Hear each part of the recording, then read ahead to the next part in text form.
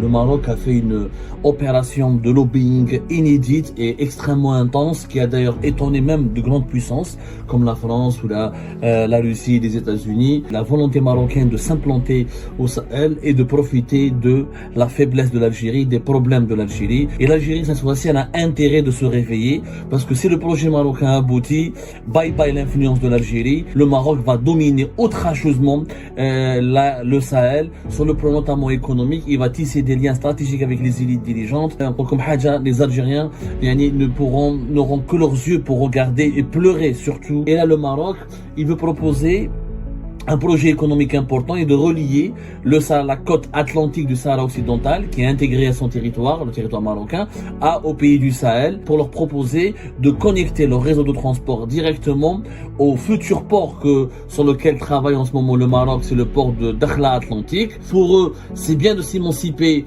de l'emprise de la CEDEAO et de trouver un nouvel partenaire logistique économique dans le Maroc. Le Maroc, vous savez très bien, il ne s'ingère pas dans les relations politiques internes. Au contraire, il soutient les nouvelles orientations politiques de ces pays-là. Le Maroc a fait une opération de lobbying inédite et extrêmement intense qui a d'ailleurs étonné même de grandes puissances comme la France ou la Russie et les États-Unis qui ont été étonnés par la volonté marocaine de s'implanter au Sahel et de profiter de la faiblesse de l'Algérie, des problèmes de l'Algérie. Vous avez tous remarqué, Ajma'a, que dès que l'Algérie a commencé à avoir des problèmes avec le Niger au mois d'octobre 2023 et la crise inédite entre l'Algérie et le Mali fin décembre 2023, les Marocains ont rapidement invité le 23 décembre 2023 à Marrakech les chefs de diplomatie des principaux pays du Sahel, le Niger, le Mali, entre autres, mais aussi le Burkina Faso et le Tchad, pour leur proposer un projet qui est révolutionnaire en soi, mais qui menace directement les intérêts de l'Algérie. Et l'Algérie, cette fois-ci, elle a intérêt de se réveiller, parce que si le projet marocain aboutit, bye bye l'influence de l'Algérie, l'isolement géopolitique de l'Algérie sera encore plus renforcé, et l'Algérie sera vraiment compromise. Le Maroc va dominer outrageusement le Sahel sur le plan notamment économique. Il va tisser des liens stratégiques avec les élites dirigeantes. Et là, comme Hadja, les Algériens n'auront que leurs yeux pour regarder et pleurer surtout la disparition de tout leur leadership qui était régional. Le Sahel, jusqu'à maintenant, le Mali, le Niger a toujours été le précaré de l'Algérie. C'est une zone d'influence de l'Algérie importante depuis les années 70 jusqu'à ces années 2000. Mais aujourd'hui, l'Algérie est en train de se faire éjecter, d'abord au Mali, petit à petit, mais pas aussi violemment qu'au Mali qu'au Niger. Et là, le Maroc, il veut proposer un projet économique important est de relier la côte atlantique du Sahara occidental, qui est intégrée à son territoire, le territoire marocain, aux pays du Sahel, à savoir le Burkina Faso, le Niger, le Tchad et le Mali, pour leur proposer de connecter leur réseau de transport directement au futur port sur lequel travaille en ce moment le Maroc, c'est le port de Dakhla Atlantique, qui a bénéficié récemment, rappelez-vous, d'un important financement émiratique. Quand Mohamed VI, le roi marocain, était aux Émirats lors de sa visite, c'était je crois qu'au mois de décembre dernier, voilà, c'était le 11 et 12 décembre dernier, non, c'était le 7 décembre dernier. Le 6, c'était début décembre dernier, juste après la COP 23, qui a été accueillie, qui a été organisée à Dubaï, Houarah, Abu Dhabi, et à ce moment-là, il y avait des accords de coopération et des promesses des engagements d'investissement importants de la part des Émiratis. Parmi les projets que les Émiratis vont se tenir et que le président des Émirats Arabes Unis, Mohamed Ben Zayed Nahyan, a affiché, a promis de soutenir les Marocains là-dessus, c'est le fameux projet de Dakhla Atlantique, qui sera le futur grand port que le Maroc rêve de construire et de développer au niveau du Sahara occidental et au niveau de la face atlantique, et il sera parmi les plus importants ports de cette région du monde, avec celui de Dakar et celui de Casablanca. Et les Marocains ont proposé aux pays du Sahel de connecter leur réseau de transport au port Dakhla Atlantique pour leur permettre d'exporter leurs marchandises, d'importer les marchandises dont ils ont besoin et de désenclaver le Sahel. Le problème du Sahel, c'est qu'il est enclavé. Il n'a pas d'accès à la mer. Il y a effectivement le port d'Abidjan, qui est pas loin. Il y a d'autres ports au niveau du Bénin ou dans l'Afrique de l'Ouest. Mais ces ports ne sont pas aussi bien développés. Ils n'ont pas une grande logistique. Et les pays du Sahel qui sont enfermés, on l'a enclavé, et n'ont pas, comment dirais-je, la possibilité de profiter d'un certain nombre d'infrastructures ou là des aides pour des investissements pour développer leur propre production de services ou là de biens et pour booster leurs exportations. Le projet marocain ne consiste pas uniquement à donner un accès à l'océan Atlantique, il consiste aussi à un accompagnement. C'est que le Maroc propose de mobiliser des fonds et ça, c'est la main des Émiratis qui est derrière pour ensuite développer les infrastructures du Sahel pour que les entreprises marocaines qui vont investir dans le Sahel ou là dans les pays du Sahel avec les entreprises locales vont développer ensemble des activités économiques qui pourront faire ensuite du commerce, de l'importation et des exportations depuis le port de Dakhla Atlantique. Ce projet fait paniquer Alger, fait beaucoup paniquer Alger. D'ailleurs, le retour de l'ambassadeur algérien juste au début du mois de janvier, vers le 4-5 janvier à Bamako, alors qu'il avait été rappelé par Alger 10 jours auparavant, vers le 22, 21, 23 décembre dernier. Le retour de l'ambassadeur algérien est une riposte de l'Algérie au projet marocain. Les Algériens ont compris, les dirigeants algériens ont compris qu'ils n'ont pas intérêt à ce que de laisser le vide, la place, de céder que l'Algérie cède sa place au Maroc et que le conflit avec le Mali profite au Maroc. Les Marocains se sont positionnés rapidement dès que les autorités de transition maliennes se sont embrouillées avec l'Algérie et l'Algérie a eu peur, énormément peur que le Maroc s'approprie ou là tisse des alliances solides avec les élites dirigeantes du Mali ou là conclut une amitié ou là un rapprochement qui va faire beaucoup de mal aux intérêts de l'Algérie. Là, l'Algérie, le Mali pourrait tourner le dos définitivement à l'Algérie s'il trouve au Maroc les alliances nécessaires qui lui permettront de se construire, d'avancer et de progresser. Donc le projet Dakhla Atlantique, il est vraiment assez important. On parle d'un investissement de plus d'1 milliard de dollars sur le port, mais les Émiratis, ils ont promis beaucoup plus d'argent. On n'a pas les échanges précis entre les Émiratis, les autorités émiraties marocaines. Les Émiratis, ils ont des fonds d'investissement importants. Le fonds d'investissement d'Abu Dhabi, presque 1000 milliards de dollars. C'est parmi les 10 plus grands, les 5, voire les 5 plus grands fonds d'investissement, fonds souverains à travers le monde. Donc les Émiratis ont largement de quoi construire des projets au Sahara occidental. Il n'y a pas d'ailleurs que Dakhla, il n'y a pas que Dakhla Atlantique. Il y a aussi un projet de construire des aéroports à Dakhla, au Sahara occidental, ce qui va profiter à ce port. Il y aura un aéroport moderne et un port moderne. Il y aura aussi des ensembles immobiliers, des infrastructures routières. Donc on a bien compris ce qu'il y a derrière. Et c'est que il y aura des capitaux émiratis qui vont être injectés au Sahara occidental et qui permettront au Maroc de soutenir, de drainer des investissements et d'utiliser ces capitaux justement pour attirer les pays du Sahel parce que les pays du Sahel n'ont pas d'argent. La rencontre de Marrakech le 23 décembre, les pays du Sahel, nous sommes intéressés, mais nous n'avons pas d'argent. Il faut construire de nous des routes, des chemins de fer dans les pays du Sahel pour les connecter aux côtes atlantiques du Sahara occidental. Il faut passer par la Mauritanie, donc il faut négocier avec la Mauritanie pour que la Mauritanie bénéficie de certains droits de passage. Donc, c'est des capitaux assez importants. Nous n'avons pas une évaluation précise, mais cette histoire va coûter entre 3 et 5 milliards de dollars facilement. Ce projet il est faisable. Avec les capitaux des Émiratis, il est totalement faisable.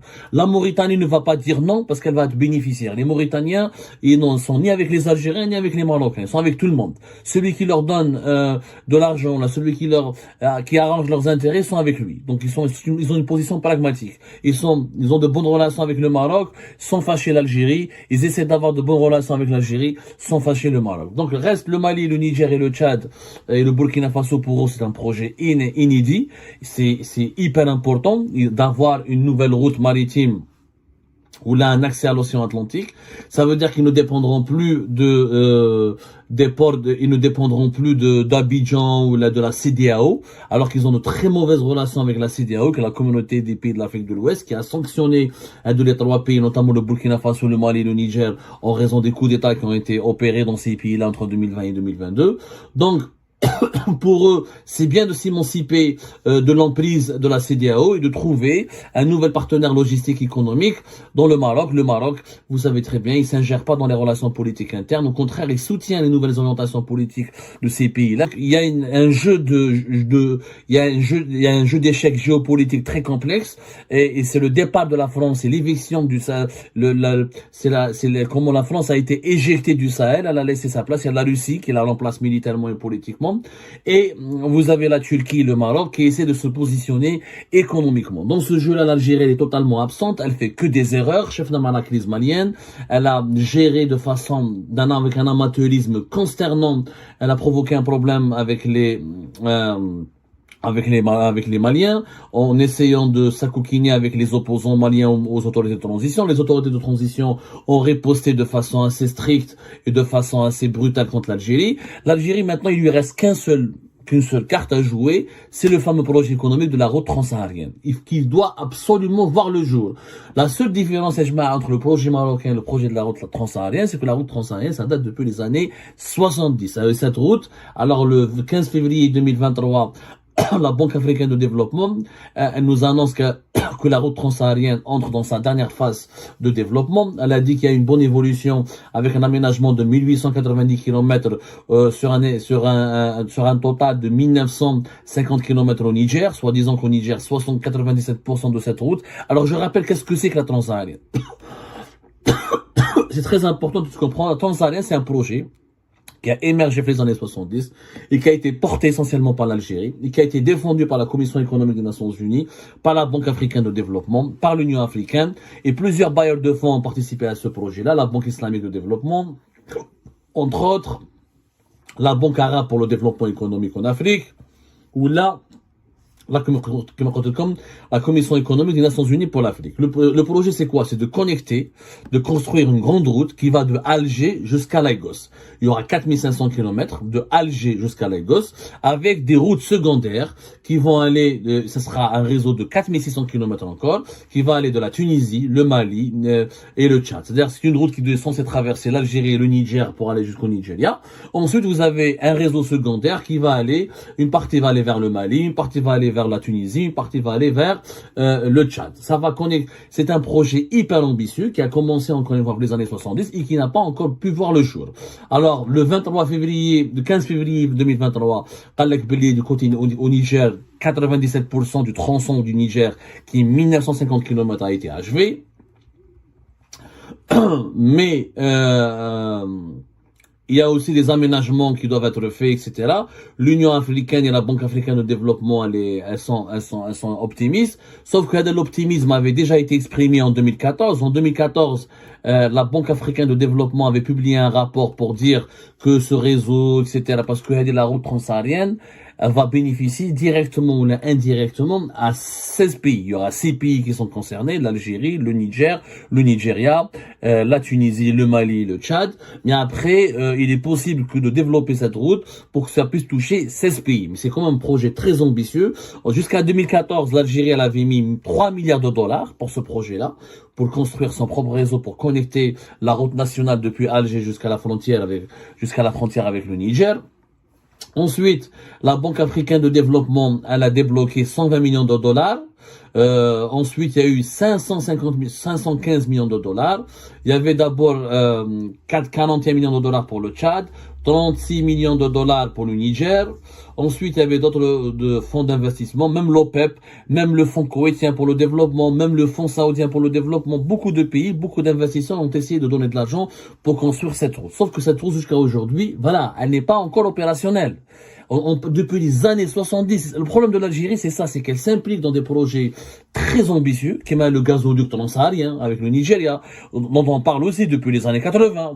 L'idée a commencé même depuis les années 70. La route transsaharienne qui a commencé depuis les années 70. Mais kiff, le projet ne bouge pas. Ce sont des projets qui restent dans les cartons. Mazel, attention, ça bloque au Niger, ça bloque au Nigeria. Les projets portés par l'Algérie bloquent toujours. Parce que l'Algérie n'utilise pas toute son influence et n'accompagne pas les pays d'Afrique subsaharienne à trouver des solutions à leurs problèmes. Il faut que les pays d'Afrique subsaharienne n'ont pas d'argent pour financer des milliers de kilomètres de route. Donc, ou ils recourent à des prêts, ou ils ont des problèmes de sécurité et d'insécurité et qui bloquent et qui ralentissent les travaux, ou les prêts hindous ne sont pas débloqués dans les bons moments, ou les entreprises de réalisation qui manquent. Mais l'Algérie aurait dû, dès le départ, intervenir financièrement, économiquement et pourquoi pas même avec la coopération militaire pour assurer la réussite de ce projet qui est stratégique. Vous imaginez un camion qui démarre depuis Alger, qui peut aller ramener les marchandises jusqu'à Lagos. C'est un rêve. Les économistes, ils disent que la route du développement passe par le développement de la route. La route du développement passe par le développement de la route. L'Union européenne, les États-Unis d'Amérique, les grandes puissances économiques se sont faites quand elles ont pu développer des grands réseaux de transport. Là où tu peux transporter des marchandises et des biens, c'est là où tu peux avoir du développement économique, de la croissance économique. Donc cette route, elle était stratégique. Et elle est plus faisable que le projet marocain. La route transsaharienne, elle est nettement plus faisable parce que le projet avait déjà commencé. Sauf que elle n'a pas encore été livrée et l'Algérie, par ses négligences, elle n'a pas suffisamment accompagné les autres pays africains. Elle n'aura pas fait suffisamment de pression pour réceptionner ce projet, définitivement.